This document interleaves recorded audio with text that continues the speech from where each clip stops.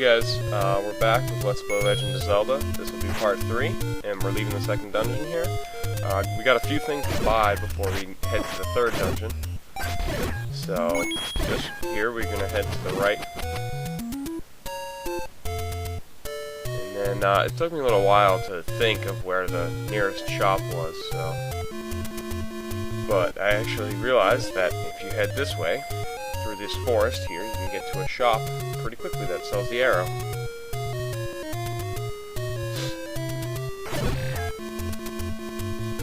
Alright, so when you get to this screen, just head in this cave, and you will be in another shop. Now right here we want to buy the arrow. And then I figured that there was one other thing that we needed to buy from a store. Actually, a couple other things we need to buy from a store, so we're going to head to those now. So just work your way to the left of the map here. The third dungeon is a little more towards the bottom left. Actually, very close to the starting screen. I don't know if it's the closest dungeon to the starting screen, but if I had to guess, I would say that it definitely would be. Alright, so just work your way across here.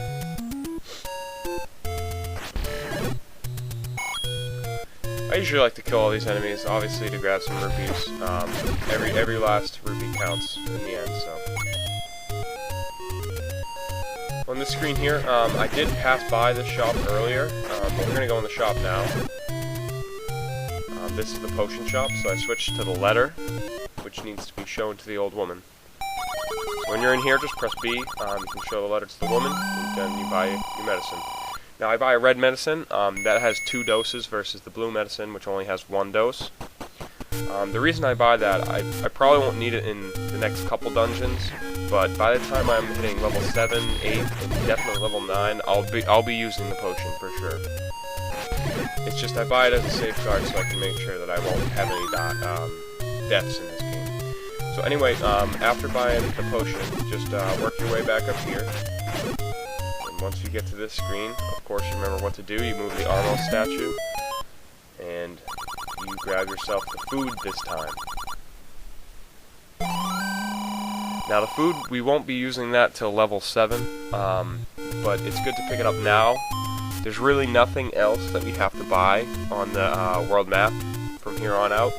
There is going to be 2 bomb upgrades that we need to buy for 100 rupees each, but as of right now we really don't have to worry about it. Actually, kind of go the wrong way here. I thought that was the entrance to the third dungeon, but it's actually 1 screen lower.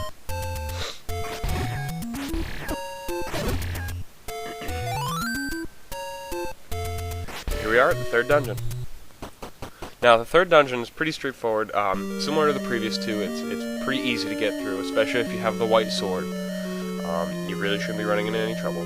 These enemies here, I don't know what these are. I think these are big gels, whatever they are. They do drop a decent amount of hearts and rupees, so whenever you see them in any room, kill them.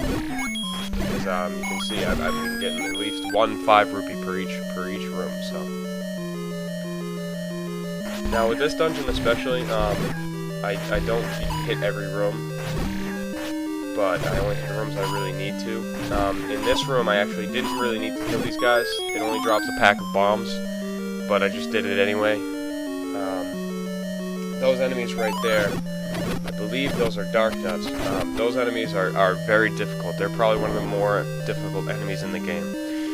The red ones aren't as strong as the blue ones, but they can cause you a lot of trouble. I actually get hit a lot in this room trying to kill these guys. The reason they're so difficult is because if you try to hit them head on, your sword will just bounce off their shield, so you have to hit them from the sides or the back. And they do walk basically towards you. I think their pattern is generally walking towards you. I would have killed these guys in this room, but there was just too many of them. They kind of swarmed me, and I said screw it, just move on. So head down those stairs, and we got ourselves this is the raft. So we got the raft. Alright, so once you have the raft, just make your way back out. Obviously, when we get to that room, if you really want to, you can kill these guys, but I just leave. I didn't feel like losing any more life. I noticed I was a little low on life anyway, so So just work your way up here, grab the key in this room. Now you don't have to kill the enemies in here, but I do like to kill the enemies, usually. I didn't get anything for doing it. Alright, so when you get into this room, I make good use of my boomerang there, but I didn't really need to because it only got me a pack of bombs, which I already had full bombs. And I'm not sure, I haven't gone up in this room for a while, or down. I always go the same way in this dungeon, because I know there's so many rooms I can skip. But basically right here, I just go, you want to go right through this locked door. And once you're in this room, you actually want to kill these guys, and just get your bombs out, and you can break a hole in this wall, and you're directly right into the boss's room. Now this boss is very annoying.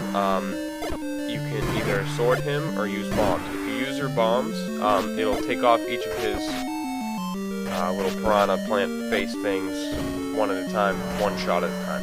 If you use the sword, it's actually 2 hits, the white sword. Almost died there, but I ended up being okay. And once you've killed the boss, just head up into the next room, grab your 3rd piece of Triforce, get some full life there, and then we're done. Alright, so I will see you next time, and we will be conquering the 4th dungeon.